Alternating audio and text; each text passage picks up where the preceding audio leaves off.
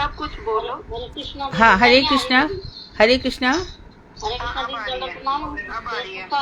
नहीं आ रही, नहीं आ रही दीदी। अभी आ रही है? अब आ रही है। हाँ आ रही है दीदी, अब आ रही है। हाँ, ठीक है, ठीक है, ठीक है। अब आ रही है। हाँ, ठीक है। हरे कृष्णा। हरे कृष्णा दीदी, दंडवत प्रणाम। धन्यवाद। तो बात चल रही है उपशाखाओं की, ज्ञान, कर्म इत्यादि, है ना। तो प्रतिष्ठा प्रतिष्ठा की आशा और लाभ हानि, ये सब जो चीजें हमारे हृदय में, ये देखो, हम प्राकृत जगत में रह रहे हैं और प्राकृत जगत में हमारी बुद्धि प्राकृत है। और सबसे ज्यादा प्राकृत क्या है? शरीर तो है ही, और हम शरीर को सत्य मान रहे हैं, ये सबसे बड़ी मुसीबत है। और एक मुसीबत है कि हम अपने हृदय में, हृदय को हम क्या मान रहे हैं? मन, बुद्धि, चित्त, अहंकार, ये अंतःकरण है, चार। मन, बुद्धि, चित्त, अहंकार। कभी हमारा मन अटकता है, कभी बुद्धि अटकती है, कभी चित्त अटकता है, कभी अहंकार अटकता है। यदि ये अभिमान रहे हमें कि हम राधा जी के नित्य दासी हैं, भगवान श्री कृष्ण के नित्य दास हैं, श्रृंगार रस से भगवान की आराधना करना है, वहां तक तो ठीक रहता है, लेकिन वहां हम भूल जाते हैं, गड़बड़ी कर देते हैं। और ये जो सूक्ष्म शरीर है, जिसको लेकर के हम करोड़ों अरबों वर्षों से नित्य काल से जी रहे हैं, इस मन, बुद्धि, चित्त, अहंकार, यही हमें भटका रहा है। इसको यदि हम कंट्रोल कर लेते हैं, भगवान ने इसीलिए अर्जुन से कहा, तू मन दे दे मुझे, बुद्धि भी दे दे, तू मुझ में ही रहेगा। तो हर समय यदि हम सोते, बैठते, जागते हरे कृष्ण, अच्छा, बहुत सी चीजें ऐसी होती है जो हमें ऐसा लगता है कि हमारा अमंगल हो रहा है ना। और हमें कुछ भगवान से हम बहुत उम्मीदें रखते हैं, बहुत आशा रखते हैं, और अपने मन में हमारा ये नहीं हुआ, ये नहीं हुआ, इसी को कुछ तो करते नहीं भगवान को। तो ये सबके साथ होता है, ऐसा नहीं है। ये इन्हीं स्थितियों से ऊपर उठना है, इन्हीं स्थितियों से हमें ऊपर उठना है। देखो, शरीर बढ़ता चला जाएगा, वृद्धावस्था आएगी और ये मरते लोग के यहाँ मृत्यु भी हो जाएगी। कोई जल्दी मरेगा, कोई आगे पीछे मरेगा। तो इस संसार को समझना है। इस संसार में सभी, चाहे जानवर हो, कोई जानवर है, उसकी आयु 12 वर्ष है, कुत्ते की आयु 12 वर्ष होगी, गाय की आयु 20 वर्ष होगी, सांप की आयु बहुत लंबी होती है, बंदर की आयु भी मेरे ख्याल से 8-10 वर्ष होती होगी। तो इस तरह से यहाँ पर सब अपनी अपनी आयु लेकर आए हैं, और सबका अपना हिसाब किताब है कर्मों का, वो सब भोग रहे हैं। लेकिन कभी कभी हमारी कुछ सुकृति बन जाती है, जिसके कारण हम भगवान की तरफ मुड़ते हैं। भगवान से विरोधी होने के कारण ही हमारी दुर्गति होती है, लेकिन हम ये सब बात भूल जाते हैं।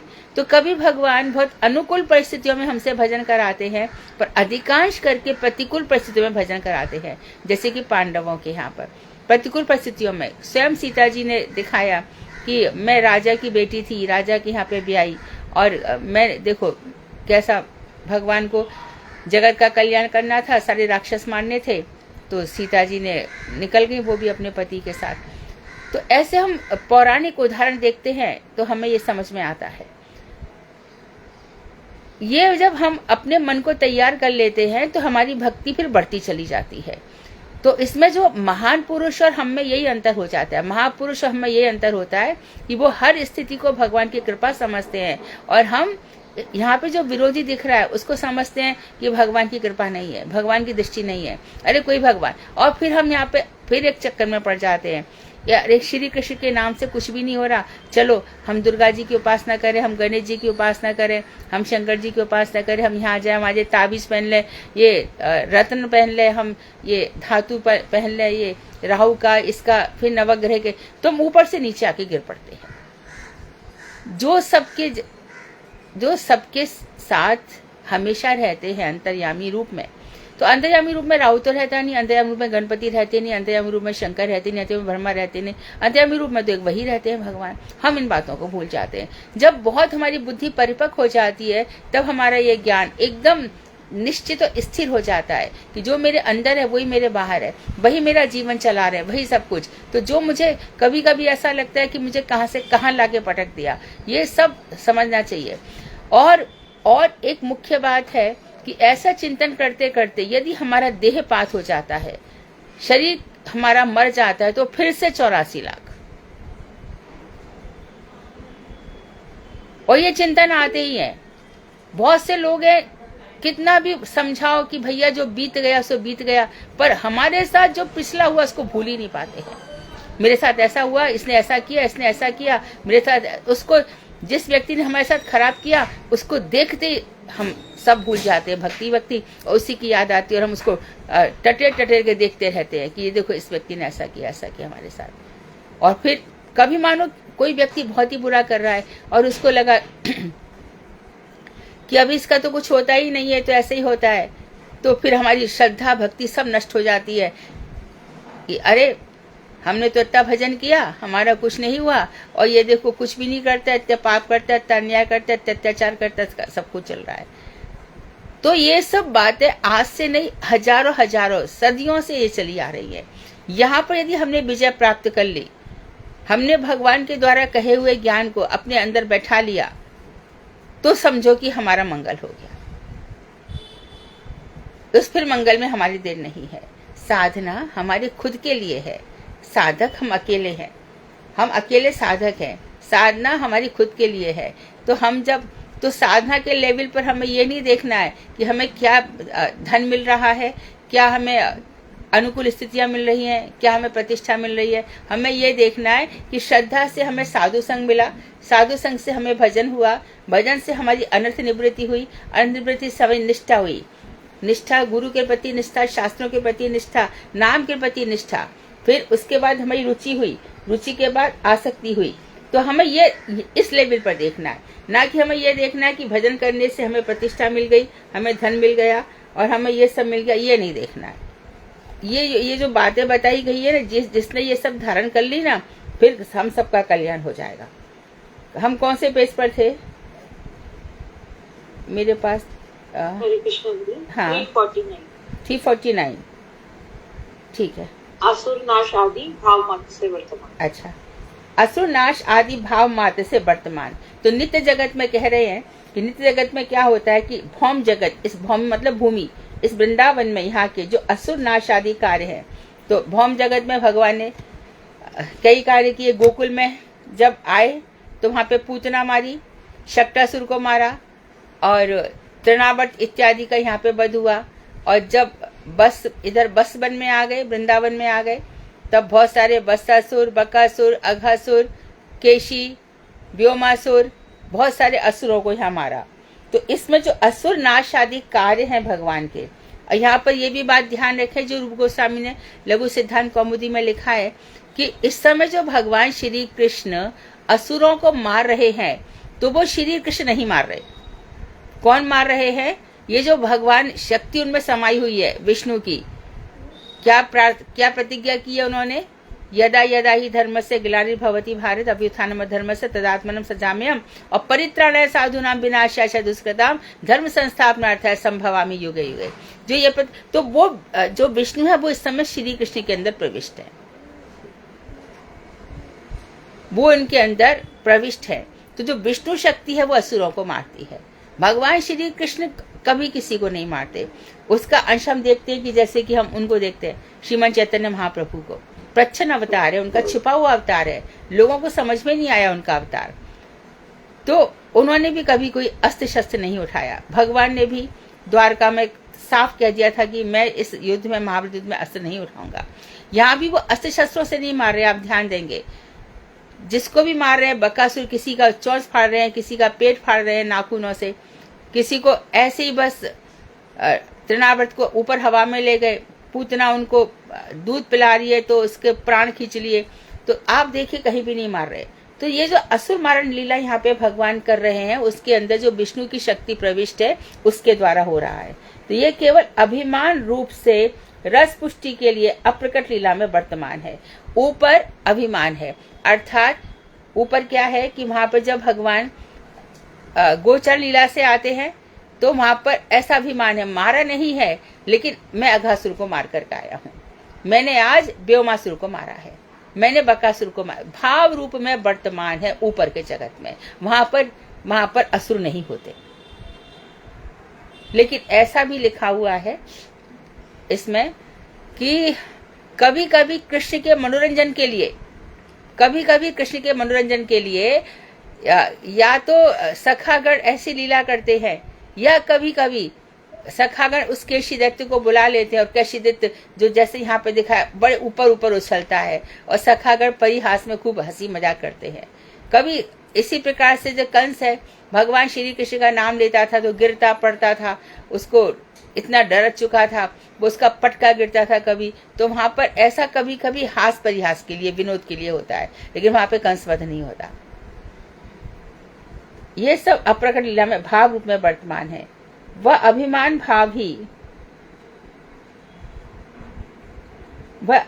भाव ही असुर घातन क्रिया रूप से प्रकट लीला में देखा जाता है। तो वहां पर तो मात्र भाव है और यहाँ पर प्रकट लीला में देखा जाता है, यहाँ पे जो प्रकट लीला हो रही है।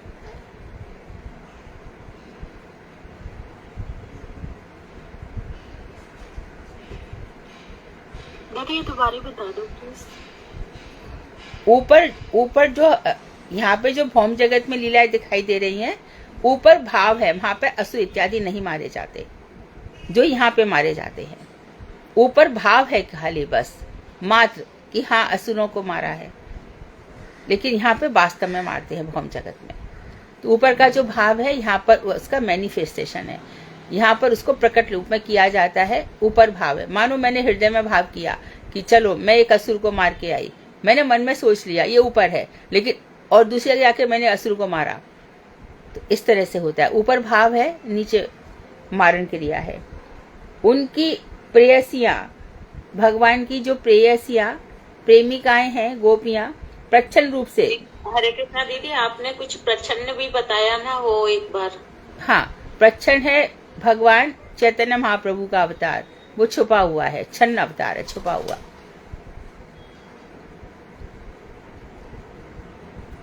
देखो और भी कैसे है, चैतन्य महाप्रभु अवतार को सारे लोग कहाँ मानते हैं?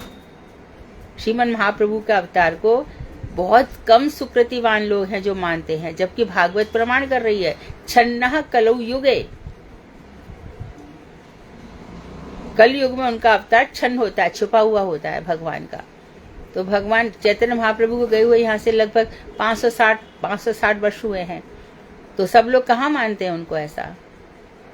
तो जिनका बहुत भाग्य है वही लोग मानते हैं। तो प्रेयसियां छुपके से पार के अभिमान के साथ अपने प्रियतम कृष्ण को सुख प्रदान करती हैं। उनकी प्रेयसियां प्रच्छन्न रूप से छुप करके अपने पार के अभिमान के साथ, तो वहां पर भी जहां पर जैसे कि अभिमन्यु राधा जी का पति है, जटिला है, कुटिला है, सब कोई ही है, लेकिन ऊपर के जगत में ये लोग नहीं है। वहां राधिका जी के लिए कोई विवाह नहीं है। यदि ऊपर के जगत में जाओ गोलोक धाम में, और यदि हम सोचे कि वहां पे जावट भी है, वहां पर ये सब है, तो ऐसा नहीं है। भाव रूप में सब कुछ है, चिंतन में है, चिंतन में है, रियल में नहीं है। रियल में इस जगत में है। पार की है वही कि मैं किसी एक गोप की पत्नी हूं, लेकिन मैं गोप की, इसको भी ठीक से समझ लो, मैं गोप की पत्नी हूं, है ना, और मेरा पर पुरुष अर्थात श्री कृष्ण से मुझे प्रेम हो गया है। ये भाव है गोपियों का। तो भागवत जी कहती है कि उनको आर्य मार्ग यानी वैदिक मार्ग और लोक लाज ये सब उन्होंने छोड़ दिया। तो अभी एक स्त्री जो अपने पति विवाहिता है, वो दूसरे पुरुष से प्रेम करेगी तो संसार में उसकी बदनामी होगी। गोपियों ने इसकी भी परवाह नहीं करी। और वैदिक मार्ग, अपना पति होते हुए भी दूसरे पति से प्रेम करोगे तो नरक जाना पड़ेगा। तो गोपियों ने आर्य मार्ग और वैदिक मार्ग सबको छोड़ दिया।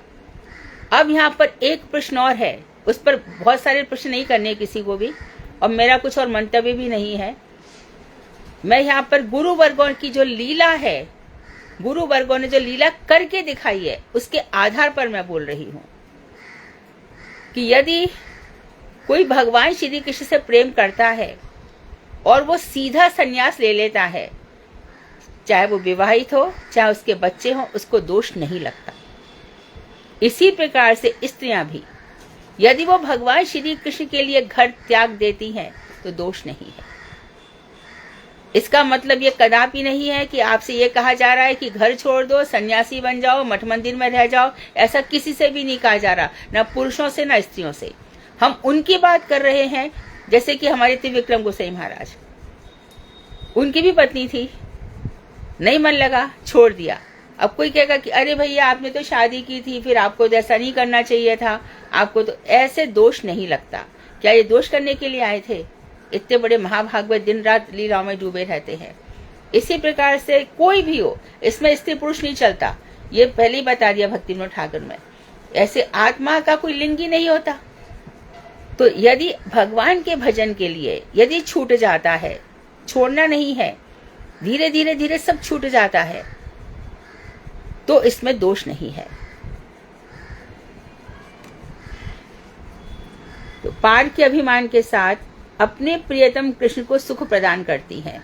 तो अब ये जो भगवान श्री कृष्ण का से विरह है, तो अच्छा, तो श्री कृष्ण को जब अपनी गोपियां इतनी प्रिय थी और आधी रात को वो घर छोड़ करके भागी चली आई, तो कृष्ण ने उनका त्याग क्यों किया?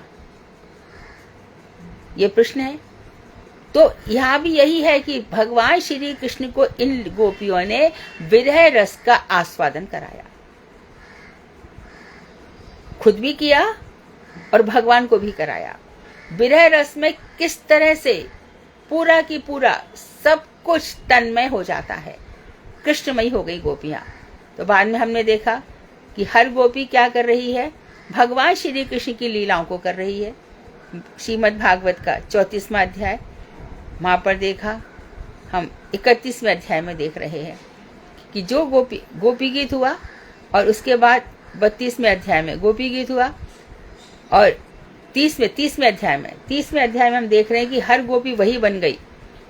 यानी कि एक गोपी पूतना बन गई, एक गोपी बालक कृष्ण बन गई, एक गोपी ने गोवर्धन उठा लिया, एक गोपी काली नाग। तो सारी की सारी लीलाएं हो गई।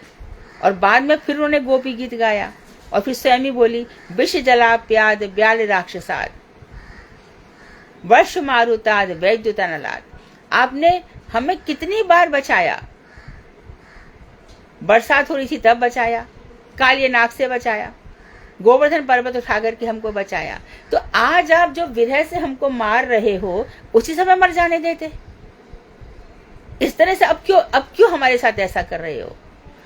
विरह निघ्नतो नेह किम वधाहा वरद निघ्नतो। आप ये जो आपकी आंखें हैं, है ना, इनसे मारना क्या मारना नहीं होता? तो बड़ी सुंदर सुंदर बात है, बड़ी सीधे सरल शब्दों में कहो तो बहुत बड़ा जबरदस्त श्रृंगारिक रस है। तो आपकी आंखों में जो लालिमा है, आपकी आंखों में जो सौंदर्य है, हम उससे आकर्षित हो चुकी हैं। जब से आपने जन्म लिया है, लक्ष्मी यहाँ पे वास करती है।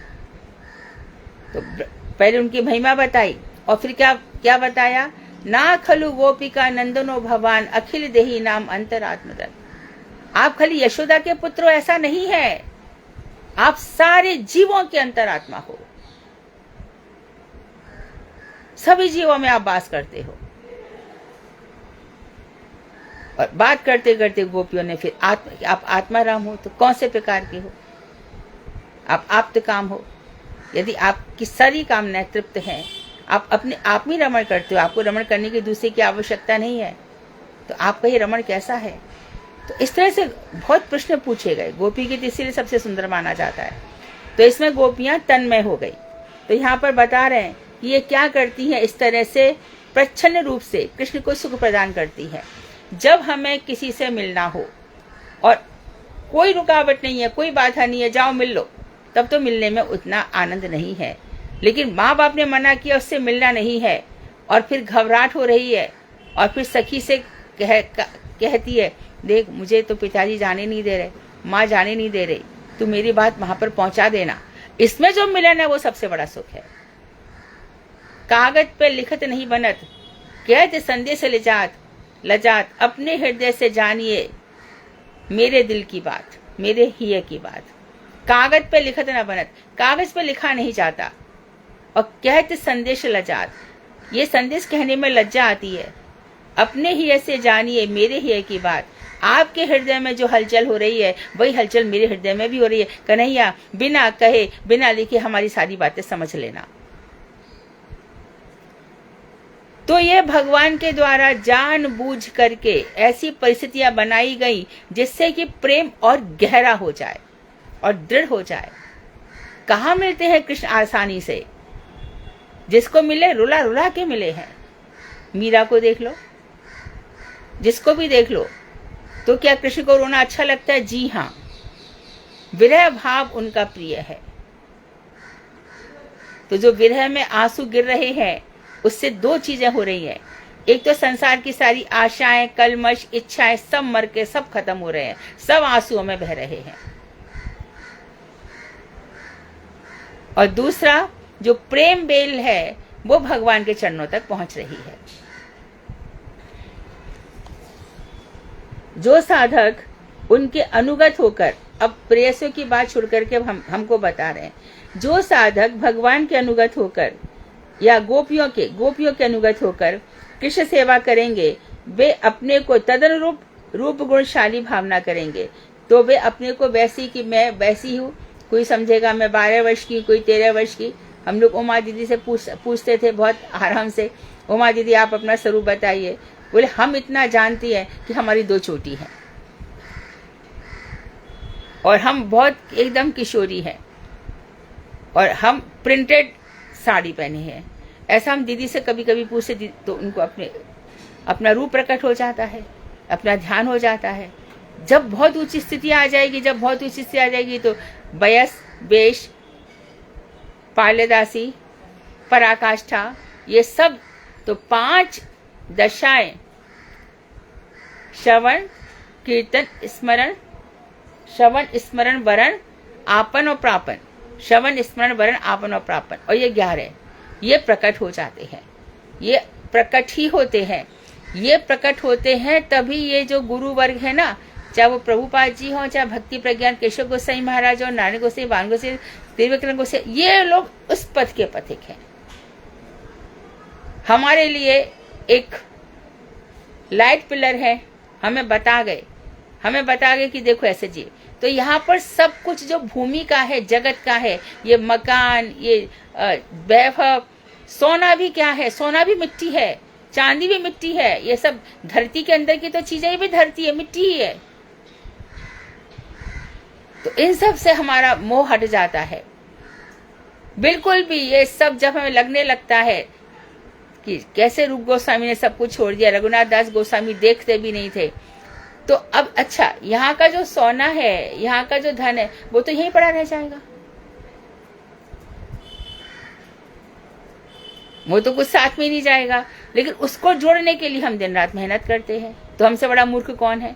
जो चीज साथ में नहीं जा रही है उसके लिए, और फिर मन हमारा वहां अटक गया तो वो जन्म और दे देगा हमें, फायदा कुछ नहीं है। ले तेरे को बहुत धन चाहिए, चल तेरे को अजगर सांप बना के भेज देता हूँ, पड़ा रहा नीचे।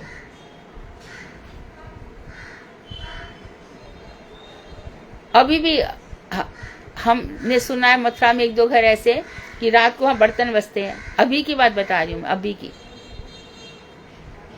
तो बर्तन बसते हैं कि बोले कभी सांप बाप घूमते यहाँ पे तो आवाज आती है।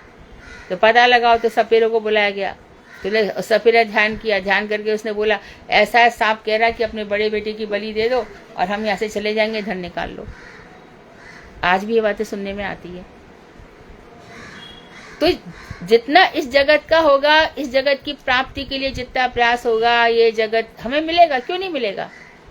मिलेगा, परंतु भगवान नहीं मिलेंगे। तो फिर कब तक? कई जन्मों तक। और ऐसा घोर कलयुग आ रहा है, आज एक व्यक्ति सच नहीं बोलता, हर एक व्यक्ति कपटी है, हर एक व्यक्ति के अंदर दया, निष्ठुरता, झूठ, कितना सब कुछ, गुणों की गंध दिखाई नहीं देती। तो आगे और 10-20 साल में इतना हो गया, तो आगे के 10-20 साल में और कैसे जीने लायक रहेगी ये धरती? इसलिए हम ऐसे सुंदर समय में आए हैं जहां श्रीमन महाप्रभु हैं और बता दिया गया है कि हरि नाम ही तुम्हारा सबसे बड़ा, यही महामंत्र है, यही सबसे बड़ा यज्ञ है, यही सबसे बड़ा है। तो ये सब बातें सीधी सादी है। यहाँ की चीजों का चिंतन करोगे तो इसी जगत में घूमोगे, ऊपर के जगत का चिंतन करोगे तो, और श्रीमद् भागवत में साफ कहा है जो यक्षों का चिंतन करेगा और यक्ष में जो देवी देवताओं का चिंतन करेगा, वो उनके लोक में जो जहाँ पे जो करता रहेगा उसको वही मिलेगा। तो साधक के अपने ऊपर निर्भर करता है कि वो अपने जीवन को, अपने अंतःकरण को, अपने मन को, अपनी आत्मा को कहाँ तक पहुंचाता है।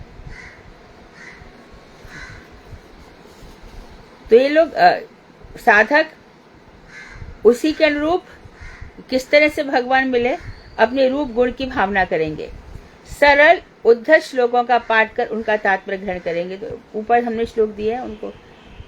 आगे कह रहे हैं, नारद जी ने कहा, जिन्होंने अप्रकट लीला का अनुभव नहीं किया, गोलोक धाम की लीला का अनुभव नहीं किया, वे किस प्रकार इस भाव से हरि सेवा करेंगे?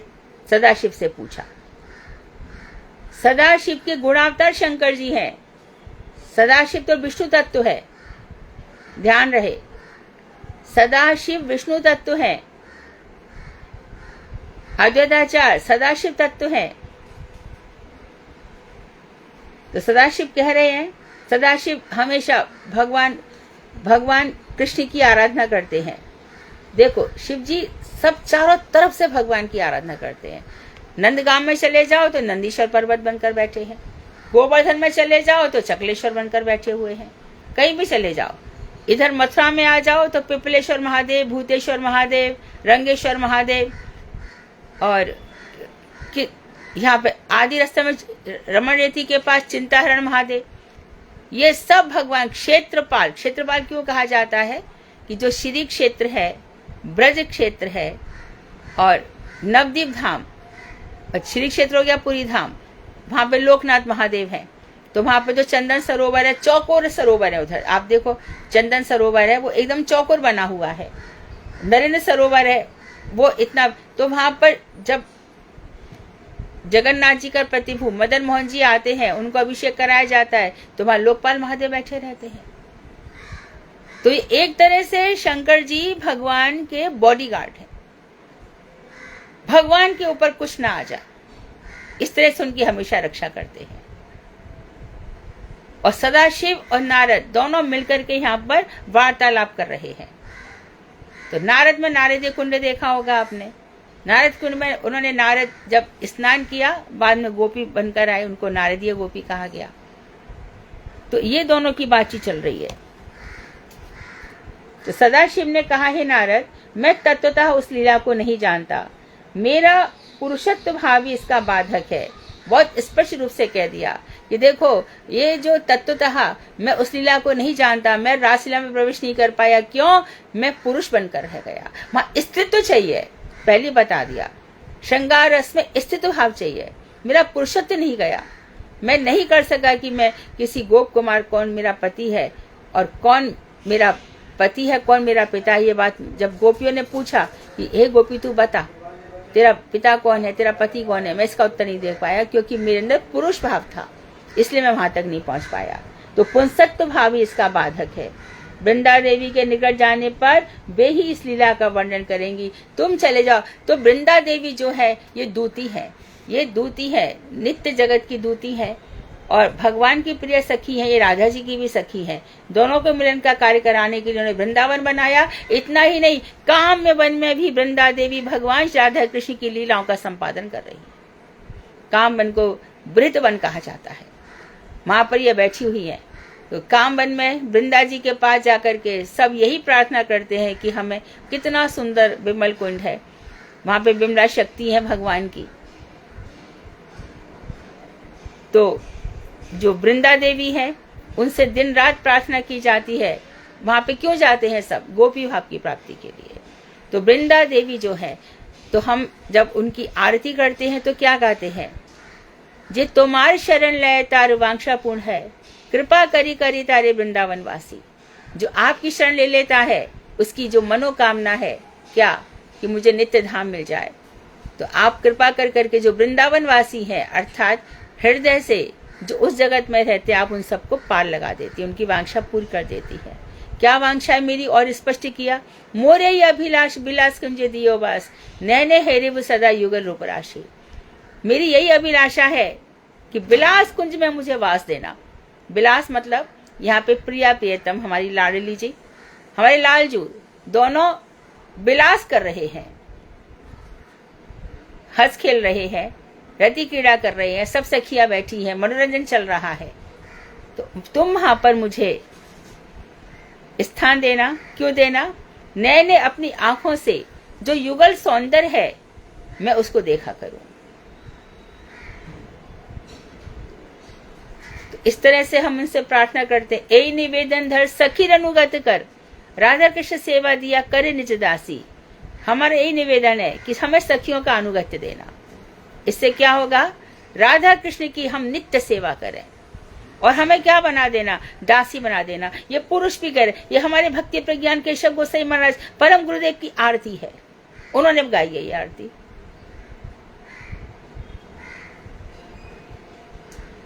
और आरती गाते गाते ऐसा कह रहे हैं, श्री राधा गोविंद का जो प्रेम है वो मेरे हृदय में सदा सदैव स्फुटित रहे।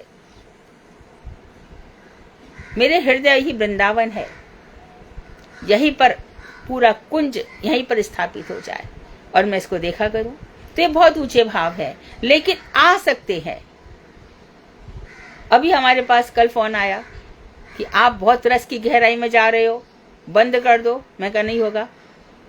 यदि वो पुस्तक में आया है तो हमारा अधिकार है या नहीं, ये किशोरी जी देखेंगी, ये कृष्ण देखेंगे, लेकिन हम इससे वंचित नहीं होंगे। रस से कोई वंचित होता है क्या? फिर जीवन में रहेगा ही क्या?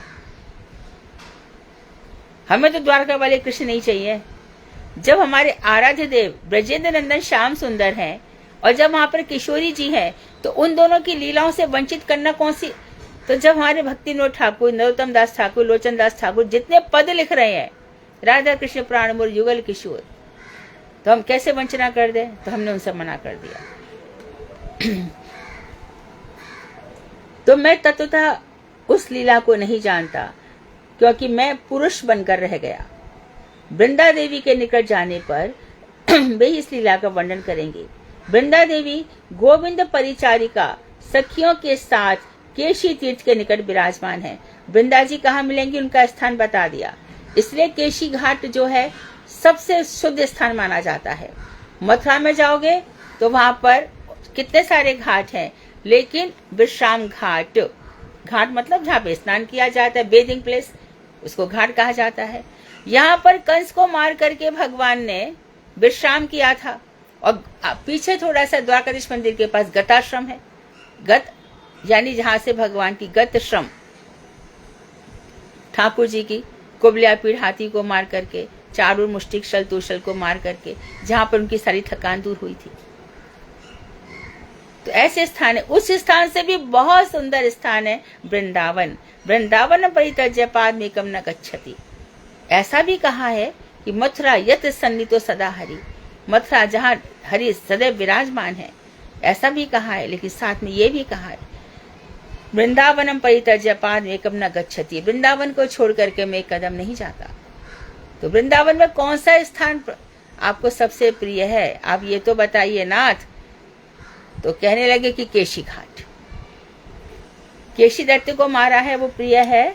और इसी केशी घाट पर जब वृंदा देवी के पास जाओगे तो वहां पर गोविंद परिचारिका, तो जो गोविंद भगवान श्री कृष्ण की सेविकाएं हैं जितनी, उन सखियों के साथ वृंदा देवी निकट विराजमान है। तो वृंदा जी सारे टाइम भगवान श्री कृष्ण के जो गोविंद है, गोविंद मतलब हमारे जो हृदय के, हमारे सारे जितने भी इंद्रियों हैं उसके जो नाथ हैं, गिरिराज गोवर्धन के नाथ हैं, सारी गायों के, बछड़ों के, सबके जो नाथ हैं उनको गोविंद कहते हैं। इंद्र ने उनको गोविंद नाम दिया इसीलिए कि उन्होंने क्या किया था, गिरिराज जी उठाकर सबको बचा लिया था भगवान ने। तो ऐसे गोविंद परिचारिका सखियों के निकट वृंदा देवी विराजमान है। नारद जी ने वृंदा देवी से पास जाकर पूछा, हे देवी, मैं यदि इसके योग्य हो जाऊं, यदि हूं, पहले कहा है यदि मैं इसके योग्य हूं तो मुझे बताना, यदि मैं इसके योग्य हूं तो आप मुझे कृष्ण का नैतिक चरित्र,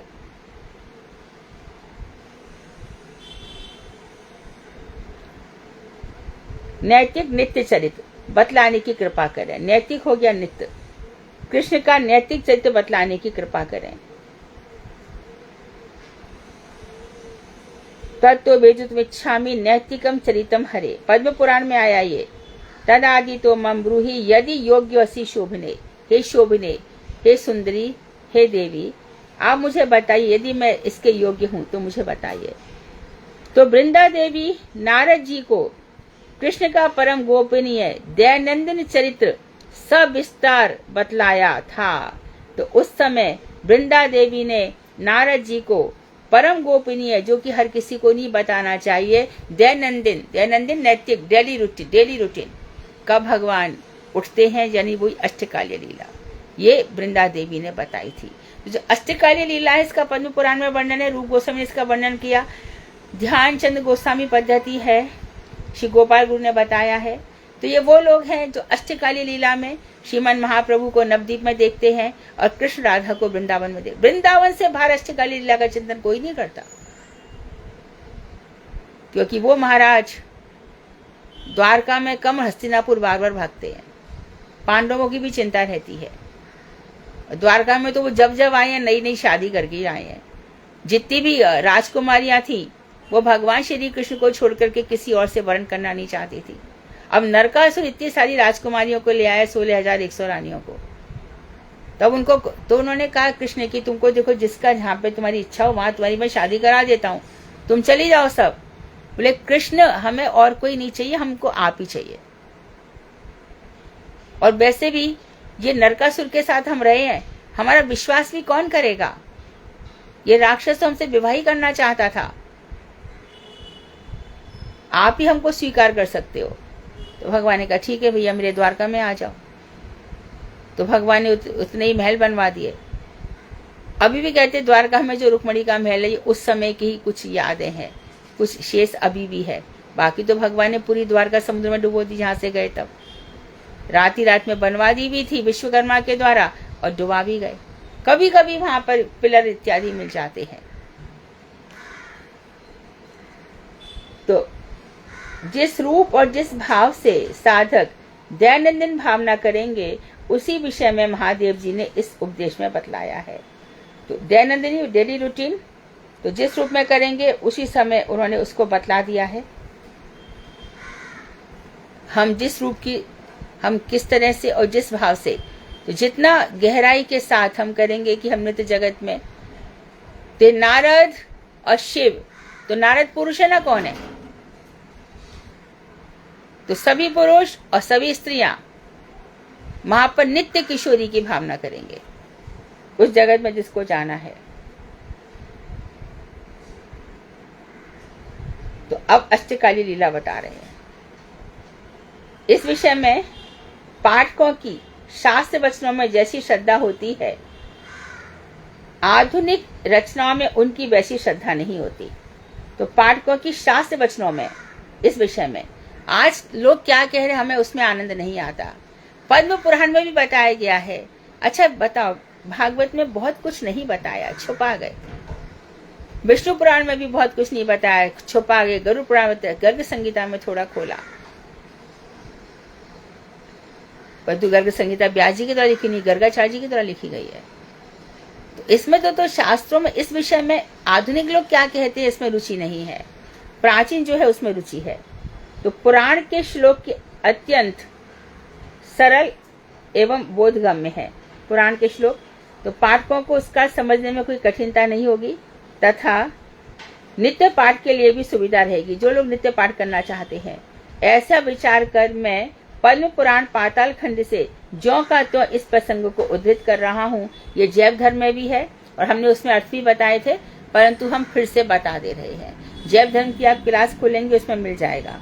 तो सबसे पहले प्रारंभ किया है निशांत लीला, अर्थात रात्रि लीला। रात्रि लीला कहीं लिखा ही नहीं है, नैश लीला है। नैश लीला, रात्रि लीला कह सकते हैं उसको, कोई बात नहीं है। तो वहां पे समाप्त होती है, तब निशांत लीला प्रारंभ होती है। इसलिए गौड़िया वैष्णव अधिक से अधिक 4:30 बजे या कहीं पे 4 बजे मंगला आरती हो जाती है। यहाँ पर प्रिया प्रियतम दोनों आलिंगनबद्ध होकर के निशांत लीला, इसमें लीला का गहरी नींद में सोए हैं, गाढ़ निद्रा में सोए हैं। लेकिन जब योग माया कहती है कि प्रातःकाल होने वाला है, उठो, तो हम तो अलार्म बजा करके, कोई अलार्म मुझे तो नहीं पसंद है, मैं बिल्कुल अलार्म पसंद नहीं करती, परंतु कोई लगा जाए तो इसमें बुराई नहीं है, कोई बुराई नहीं है, बिल्कुल भी बुराई नहीं है। तो वहां पे कक्कची बंदरिया ये सब आवाज करते हैं, मोर भी केका की ध्वनि शुरू हो जाती है, और सभी जितने भी पशु पक्षी हैं तो पशु पक्षी सुबह उठ जाते, उनको कैसे पता चल जाता है कि प्रातः काल हो गया? चिड़िया चहचहाने लगती हैं, कोयलें कूकने लगती हैं, पपीहे टेरने लगते हैं। तो किशोरी जी को लगता है कि अब उठना पड़ेगा, कृष्ण को भी लगता है उठना पड़ेगा। तो उस समय बहुत सुंदर सुंदर लीलाएं होती है। जो मूर्ख हैं वो उसमें अश्लील भावना करके अपना पतन करेंगे, गर्त में जाएंगे, नरक में जाएंगे। जो अपराकृत चरित्र है, वहां का दिव्य रस है, जिसके लिए रूप गोस्वामी, सनातन गोस्वामी, जीव गोस्वामी, बल्लभाचार्य जी, विठलादि जी, रामाचार्य, मध्वाचार्य जिनका चिंतन कर रहे हैं, वहां तक हमारी पहुंच भी नहीं है। इसलिए जहां पहुंच नहीं है उसमें खाली प्रणाम करके निकल जाना चाहिए, उस विषय में फिर बहुत अधिक चिंतन नहीं करना चाहिए। तो निशांत लीला हमारे यदि अधिकार के अंतर्गत है तो भगवान श्री कृष्ण स्वयं हमारे हृदय में योग माया जागृत कर देंगी, इस लीला को उदय करेंगी। तो इसमें वृंदा ने बताया नारद जी को कि रहस्यमपि वक्ष्यामि कृष्ण भक्तो असि नारद, ना प्रकाशम त्वया ये एतद् गुह्याद् गुह्यतरम महत्। इसमें ये कह रहे हैं ये बहुत रहस्यपूर्ण है, तो भी मैं तुमको कहती हूँ। क्यों कहती हूँ? कि तुम कृष्ण भक्त हो। और एक बात मैं कह दे रही हूँ, ना प्रकाशम त्वया, तुम्हारे द्वारा यह कहीं प्रकाशित नहीं होना चाहिए कि यहाँ वहां गाते फिरो। ऐसा करोगे तो तुम खुद ही उसको नहीं जा पाओगे, तो गर्त में डूब जाओगे। स्थूलदर्शियों, इन शरीरों को पुरुष स्त्री ये सब करते रहोगे तो क्या हो जाएगा? घोर नरक हो जाएगा। कोई किशोरी लड़की को ऐसी भावना से देखने लगेगा, मर जाएगा, करोड़ों जन्मों तक पाताल में जाएगा। ऐसे हम देख रहे हैं कितने लोग। आज अभी तो जेल शुरू हुई है, जेल के बाद न जाने कहाँ कहाँ जाएगा। इससे बहुत स्ट्रिक्टली, तो हम बहुत संक्षेप में बता दे रहे हैं। ये गुह्याद् गुह्यतरम महत्, ये बहुत गुह्य से गुह्यतर है। तो मैं क्या कर रहा हूँ, पहले कर रही हूँ, मध्य वृंदावने रम्ये पंचाशत कुज मंडिते कल्प वृक्ष निकुंजे तु दिव्य रत्नमयी ग्रहे। तो मैं संस्कृत पढ़ू, इससे अच्छा अनुराधा या मैंने सपना जी को भी कहा था, तुम लोग खोल के बैठे हो। हाँ, तो पढ़ो, इसका अर्थ पढ़ दो जरा।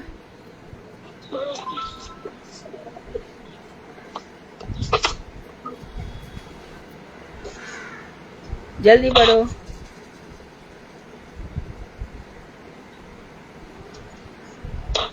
हरे कृष्णा पढ़ू क्या? दंडवत प्रणाम। पढ़ू क्या मतलब पढ़ने को कैसे बोलूं फिर? वृंदा देवी ने कहा, श्रीमती राधा और कृष्ण वृंदावन के बीचों बीच में चारों ओर 50 कुंजों द्वारा सुशोभित परम रमणीय एवं कल्पतरु के निकुंज के भीतर अपाटक रक्तमय ग्रह में परस्पर गाढ़े रूप में आलिंगन पूर्वक एक साथ एक ही सैया पर निंद्रित हैं। वे दोनों आलिंगन सुख में इस प्रकार से एक हो गए कि उनकी निंदा पूरी हो चुकने पर भी मेरी आज्ञा का पालन करने वाले पक्षियों के सुमधुर कलरव द्वारा उनको जगाए जाने पर भी गाढ़ आलिंगन द्वारा प्राप्त सुख कहीं खो न जाए। समझ में आ रहा है सबको? समझ में आ रहा है?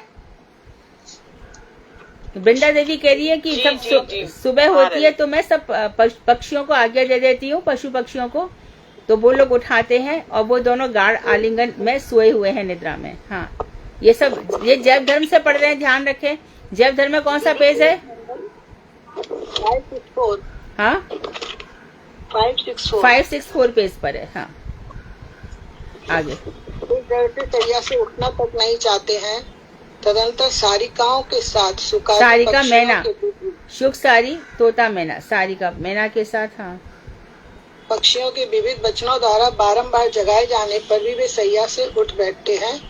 उसके पश्चात श्रीमती राधा और कृष्ण को सैया के ऊपर सुखपूर्वक बैठे हुए देखकर सखियां उनके समीप जाकर उनकी तत्कालोचित सेवा करने लगती हैं।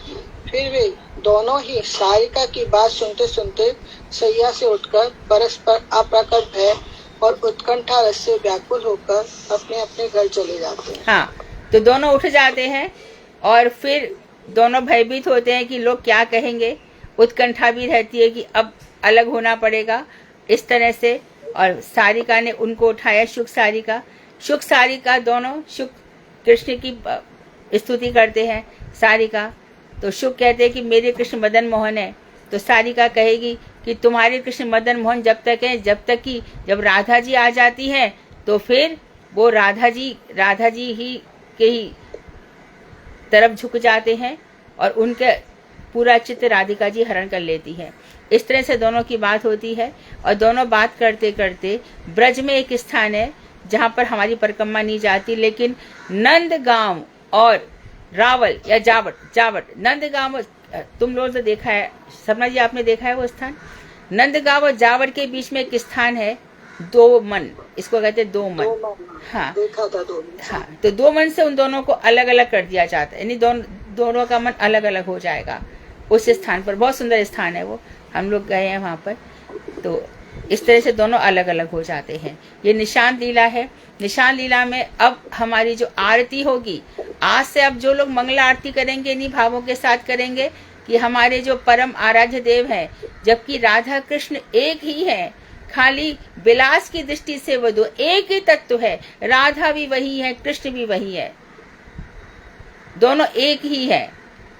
ना सो रमण ना सो रमणी दोनों पेशल जान, ना वो रमण है ना वो रमणी है, ना उनमें अस्तित्व है ना पुरुषत्व है। बस अपने भक्तों के लिए, साधकों के लिए उन्होंने दो प्रकार के रूप धारण किए हुए हैं।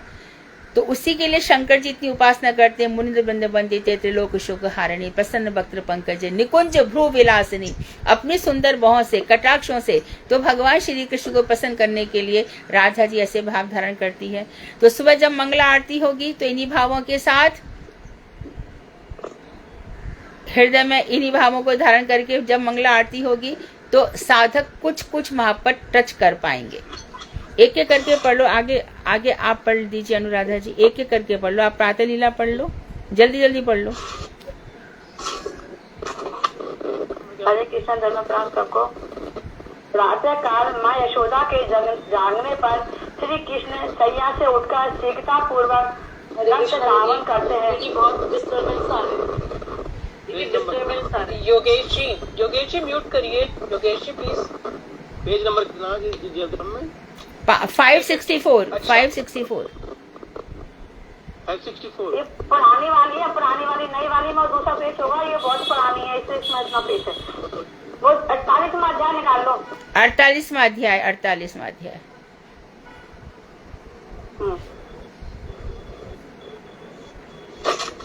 प्रातः काल माँ यशोदा के जागने पर श्री कृष्ण सैया से उठकर शीघ्रता पूर्वक दंत धावन करते हैं। पीछे माता की अनुमति पाकर बलदेव के साथ गोदोहन के लिए उत्सुक होकर गौशाला में गमन करते हैं। हे विप्रवर नारद, उधर प्रातः काल में सखियों के द्वारा जगाई जाने पर राधा अपनी सैया से उठती है तथा दंत धावन कर शरीर में तेल मर्दन करती है। तदनंतर ललता आदि सखियां उनको स्नान वेदी के ऊपर पधारकर स्नान कराती है और फिर विविध प्रकार से आभूषणों, दिव्य गंध द्रव्यों से, अनुलेपनों तथा मालाओं से उनको भूषित करती है। हाँ, एक मिनट। तो यहाँ पर राधा जी का दंत धावन हुआ, उनका स्नान हुआ, उबटन हुआ और तेल मर्दन हुआ इत्यादि क्रियाएं हुई, और कृष्ण के भी उधर स्नान इत्यादि हुए और उनका गोदोहन क्रियाएं हुई। हाँ, इन सब में साधक अपनी अपनी लीला, अपनी अपनी स्थिति के अनुसार लीला चयन कर लेंगे कि किशोरी जी को स्नान कराना है या किशोरी जी के उबटन बनाना है, किशोरी जी को दंत धावन कराना है।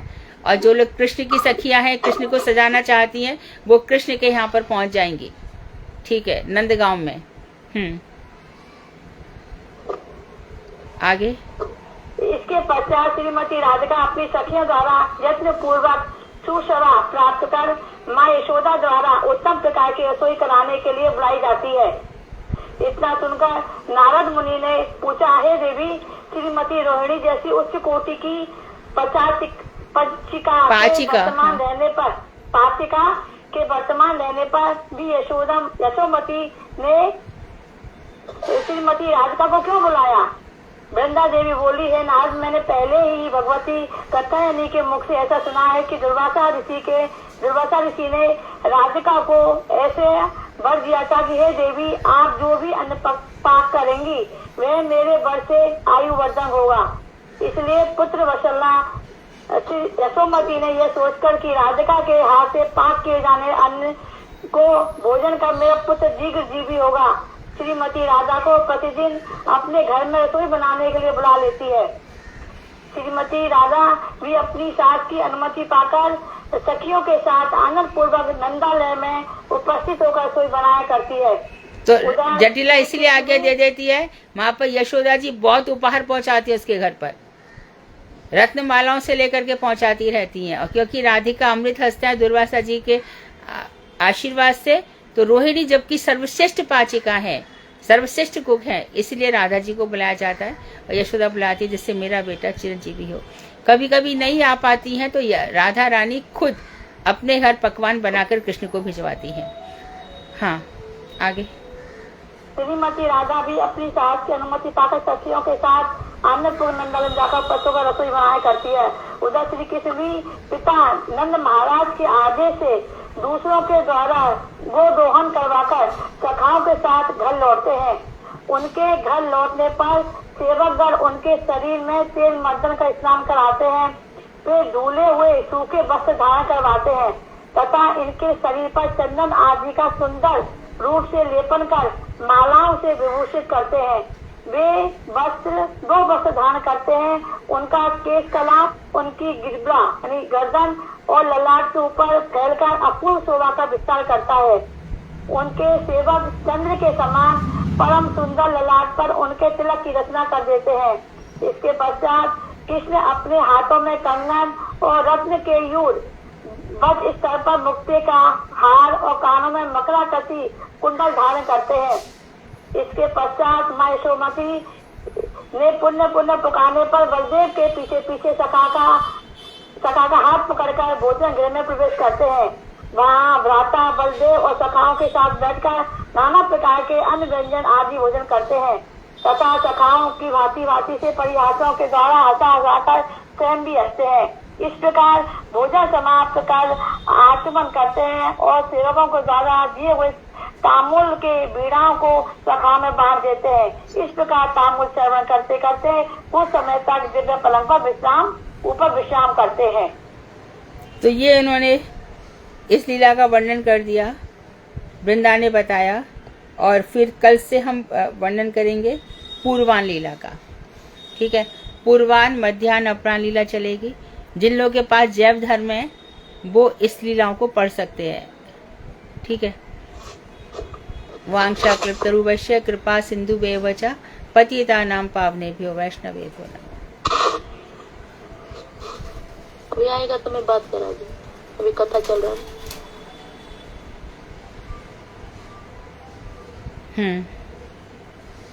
Any question?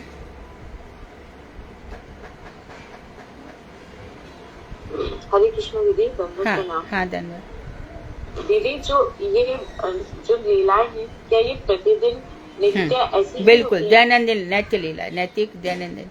पहली भक्ति में ठाकुर ने बता दिया। दीदी पेज नंबर एक बार। जैव धर्म 48वां चैप्टर, 48 चैप्टर। जैसे वो गोचारण के लिए जा रहे हैं, वहाँ पे वो भोजन कर रहे हैं, तामुल पान कर रहे हैं, तो ये लीलाएं प्रतिदिन ऐसी ही होती हैं और इसी सीक्वेंस में ही होती हैं। यस, ये पद्म पुराण में भी बताया गया है और वृंदा देवी बता रही हैं नारद जी को।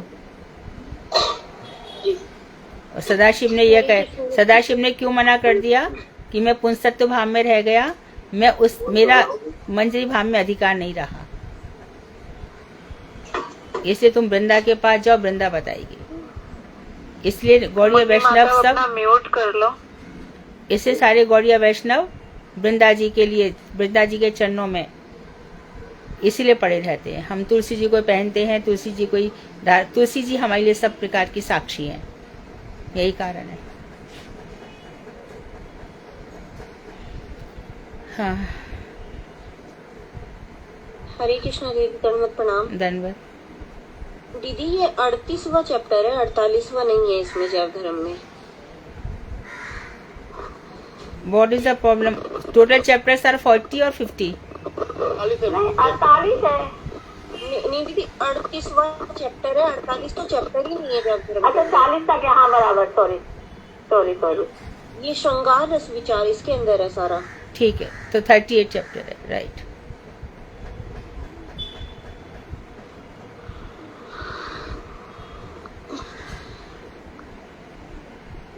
कल इन दोनों के अतिरिक्त और कौन पढ़ना चाहेगा?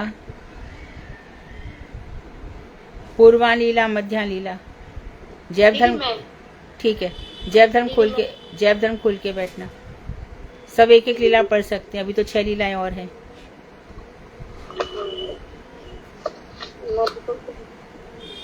दीदी हम भी पढ़ेंगे। हाँ पढ़ो ना। कौन सी दीदी? पूर्वा लीला, मध्या लीला, अपराह्न लीला।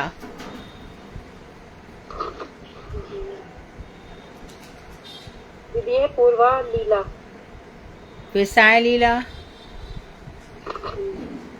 प्रदोष लीला, फिर नैश लीला। ऐसे 6 लीला और है।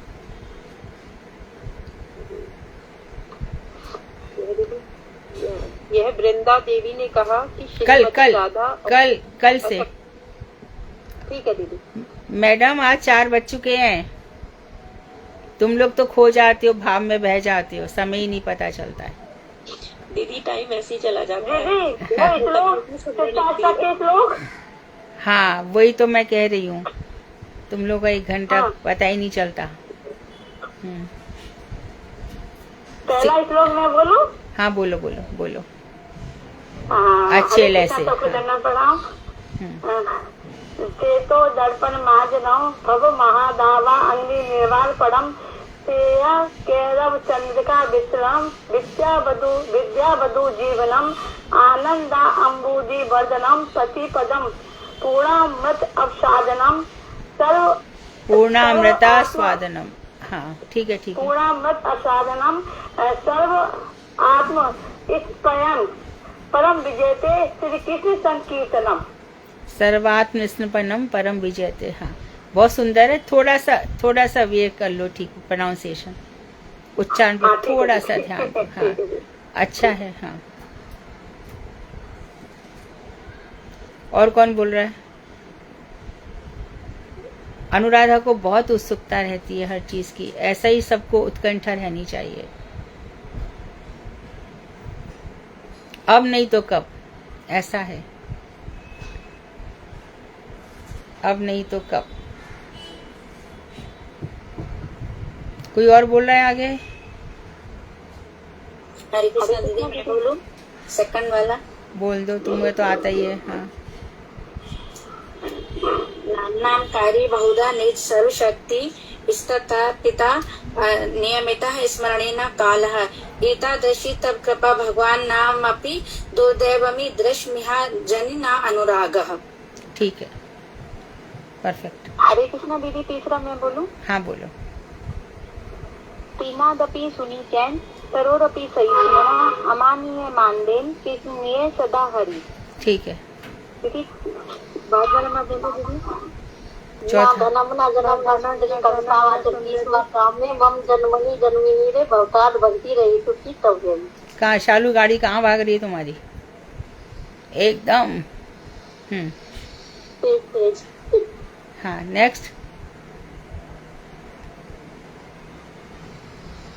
अरे फटाफट होना चाहिए एकदम, याद तो कर लो। महाप्रभु की वाणी है ये। 23 तारीख को शनिवार है, सब लोग गीता पढ़ेंगे। और कुछ नहीं तो 12वां अध्याय 15वां अध्याय तो सभी लोग पढ़ लेना। मोक्षदा एकादशी उस दिन गीता गवी थी। पीछे मत रहना। अपने किसी भी जितने भी बेनिफिट्स लाइफ में मिल सकते हैं, लाभ बढ़ बढ़ के लूट लो ये सब। जो पूरी गीता पढ़ने में लगभग 2 घंटे लगते हैं। यदि पूरी नहीं पढ़ पाओ तो जितने अध्याय हैं उसमें से 15वां 12वां अध्याय 18वां अध्याय जो भी हो उनको पढ़ो।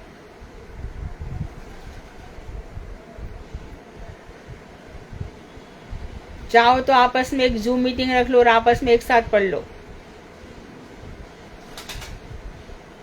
जिनको गीता आती है वो उसमें एक साथ पढ़ सकते हैं। हाँ और कोई प्रश्न? हाँ आगे का श्लोक कौन बोल रहा है? 4 हो गए। ना धर्म जा धर्म 5वां हो गया। हाँ बोल। नंद तनुज किंकरम पतितम माम विस्मय भवाम्बुधौ कृपया तब पाद पंकज स्थित धूलि सदृशम विचिन्ते। ठीक है नेक्स्ट।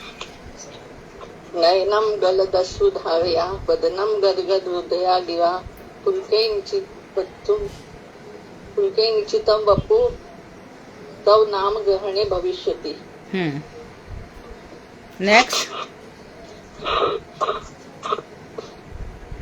नेक्स्ट बोलो।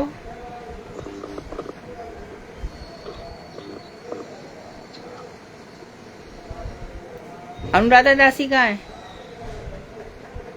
है नहीं आज?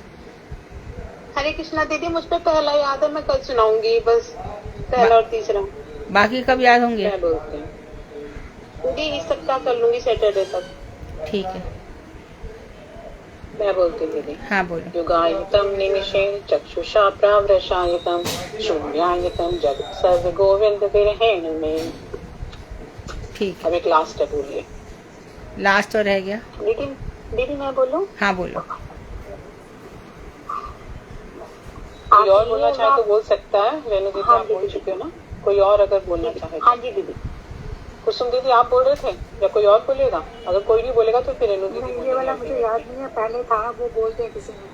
प्रैक्टिस कर लो, प्रैक्टिस कर लो। रेणु बोलो। अभी थोड़ा रहता है बस। पढ़ के तो नहीं बोल रहे ना रेणु दीदी, आप याद है ना? नहीं दीदी, मुझे पूरा याद है दीदी। आप बोलिए फिर लास्ट वाला। आसिले व पादताम पिनस्तु माम मददस्नाम महताम करोतु वा यथा तथा वा विधातु लंपतो मत प्राणस्तु से एव नापराहा। ठीक है, बढ़िया। और प्रैक्टिस करें सभी लोग, और प्रैक्टिस कर लें। शिक्षा तक सब लोगों को आना ही चाहिए। दंडवत जी, आदेश करो। कौन है? मैं वृंदा, मैं पहचान गई तुम्हें। क्या सुनाओगी? मैं एक भगवत गीता का एक श्लोक सुनाओ। यदा यदा हि धर्मस्य ग्लानिर्भवति भारत अभ्युत्थानं धर्मस्य तदात्मानं सृजाम्यहम् परित्राणाय साधूनां विनाशाय च दुष्कृतां धर्म संस्थापना धार्य सर्वधर्म संभवामि युगे युगे।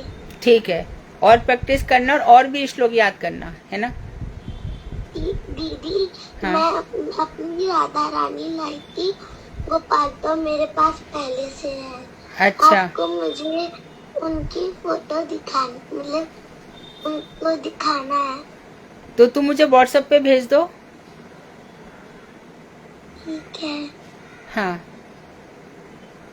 बहुत सुंदर। रोज मंत्र बोलती हो ना? हाँ, कभी कभी। क्यों? भगवान को जैसे हमें रोज प्रसाद चाहिए ना, ऐसे ठाकुर जी को रोज मंत्र सुनने को चाहिए। दीदी कौन सा मंत्र? महामंत्र बोलो, हरे कृष्णा। वो रोज सुनाओ दोनों हाँ। को। बोलो, एक बार बोलो। हरे कृष्णा कृष्णा कृष्णा हरे हरे, हरे राम राम राम हरे हरे। हाँ, तो राधा कृष्ण को रोज सुनाना है। ये मंत्र सुनकर बहुत प्रसन्न होते हैं, तुम्हारे ऊपर बहुत कृपा करेंगे। मुझे उनका मीनिंग भी पता है। हरे मतलब राधा रानी, कृष्ण मतलब हमारे गोपाल, और राम मतलब वो दोनों रमण है। ठीक है, एकदम सही है। राधे के साथ जो रमण करते हैं, रमण करते समझती हो? हाँ। क्या बताओ, बताए तो। किसका क्या मतलब? रमण मतलब जो सदा एक दूसरे से मिलकर जुलकर रहते हैं और हमेशा रमण करते हैं। दोनों रमण होते हैं। हाँ, राधा और कृष्ण दोनों एक दूसरे के साथ प्रेम से रहते हैं। ऐसे हमें भी उनसे प्रेम करना पड़ेगा। हाँ, ठीक है, बहुत सुंदर। Keep it up. बहुत सुंदर। माँ जो तुम्हें सिखा रही है, तुम्हारी माँ, ऐसी तुम और सीखो। सुंदर जीवन हो जाएगा तुम्हारा। हरे कृष्णा दीदी। हरे कृष्णा। हाँ, धन्यवाद। बस कोई भजन सुनाएगा, शॉर्ट बंगला। हरे कृष्णा दीदी, चतुर्श्लोकी भागवत बोलूं? बोल दो बोलो। श्री भगवान उवाच अहमेवा समेवाग्रे नान्यद्यत् सत् सत् परं पश्चादहं यदेतच्च यो वसिष्येत सोऽस्म्यहम्। द्वितीयर्थं यत् प्रतीयेत न प्रतीयेत चात्मनि तद्विद्यादात्मनो मायां यथा भासो यथा तमः। यथा महन्ति भूतानि भूतेषु चावतेष्वनो प्रविष्टानि तथा तेषु न तेष्वहम्। एताविदेव जिज्ञासं तद्विजिज्ञासु आत्मना अन्वयवैत्रिरेकाभ्यं यत् स्यात् सर्वत्र सर्वदा। याद करके बोला ना? जी दीदी, याद कर रखा। बहुत सुंदर, तुमने धुन भी पकड़ ली। अच्छा, इसको और 2-4 दफे प्रैक्टिस कर लेना, कभी भूलना मत। जी दीदी। हाँ ठीक है। तो अभी समय काफी हो गया, कोई छोटा सा कीर्तन करेगा बंगला? वृंदा दीदी। कौन गा रहा है? दीदी वृंदा देवी कम करें? हाँ अच्छा ठीक है, गाओ, चलेगा। गंगे चंपे तड़ित विनिंदी रोची प्रवाहे स्नपितात्म वृंदे बंधुक बंधुदति देव्यवासो वृंदे नमस्ते चरणारविंदम बिंबाधरो दे परमंतहास्य नासाग्रमति दीपितास्ते विचित्र रत्नाभरण श्री अनये वृंदे नमस्ते चरणारविंदम समस्त वैकुंठ शिरोमणो श्री कृष्ण वृंदावन धन्य धामनि दत्ताधिकारे वृषभानुपुत्र्या वृंदे नमस्ते चरणारविंदम त्वदाज्ञया पल्लव पुष्पभृंग मृगादिभिर्माधव केलिकुंजा मध्यादिभिर्भ्रान्ति विभूषमाणा वृंदे नमस्ते चरणारविंदम त्वदीयदुतेन निकुञ्जयोनो रत्युत्कयो केलिविलास सिद्धि त्वत्सौभङ्गं केन निरुष्यतामः सद्वृंदे नमस्ते चरणारविंदम रासाभिलाषो वस्तेश्च वृंदा वने प्रदिशाग्रिसरोज सेवा लभ्या च पुंसां पायातवेव वृंदे नमस्ते चरणारविंदम त्वं कीर्त्यसे सात्वतंत्र सिद्धि लीलाभिधाना किल कृष्ण शक्ति तवेव मूर्तिश्च तुलसीन्द्रलोके वृंदे नमस्ते चरणारविंदम भक्त्या विहीना अपराधलक्ष्ये क्षिप्ताश कामादितरंग मध्ये कृपामयि त्वां शरणं प्रपन्ना वृंदे नमस्ते चरणारविंदम वृंदाष्टकं यष्ण शृणुयात् पठित्वा वृंदावनाधीश पदाब्ज भृंग से प्राप्त वृंदावन नित्यवासं तत्प्रेम सेवाम लभते कृतार्थ वृंदे नमस्ते चरणारविंदम जयो तुलसी महारानी, जयो तुलसी महारानी, जयो तुलसी महारानी, जयो तुलसी महारानी, जयो वृंदा देवी, जयो वृंदा। बहुत सुंदर आवाज है। कौन गा रहा था?